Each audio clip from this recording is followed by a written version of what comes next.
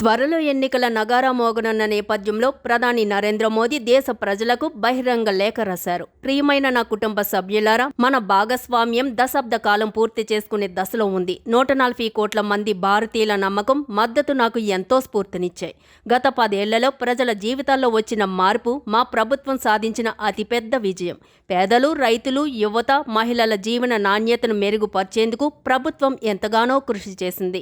PM Awas Yojana ద్వారా పక్కా గృహాలు, అందరికీ విద్యుత్తు, నీరు, ఎల్పీజీతో పాటు ఆయుష్మాన్ భారత్ ద్వారా ఉచిత వైద్యం, రైతులకు ఆర్థిక సహాయం, మాతృవందన యోజన ద్వారా మహిళలకు సహాయం, మరెన్నో ప్రయత్నాల విజయానికి మీరు నాపై ఉంచిన నమ్మకమే కారణం. మన దేశం సాంప్రదాయం, ఆధునికత రెండింటిలోనూ సమాంతరంగా ముందుకు సాగుతుంది.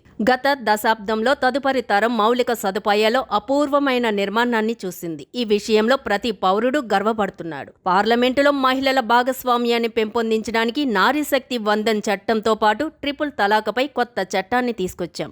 జీఎస్టీ అమలు, ఆర్టికల్ 370 రద్దు, నూతన పార్లమెంటు భవన నిర్మాణం వంటి అనేక చారిత్రాత్మక నిర్ణయాలు తీసుకున్నాం. ఉగ్రవాదం, వామపక్ష తీవ్రవాదానికి వ్యతిరేకంగా బలమైన చర్యలు తీసుకున్నాం. ఇలా దేశ సంక్షేమానికి సాహసోపేతమైన నిర్ణయాలు తీసుకోవడానికి, ఆశావాహమైన ప్రణాళికలను రూపొందించడానికి, వాటికి సజావుగా అమలు చేయడానికి మీ మద్దతు నాకు అపారమైన శక్తినిస్తుంది.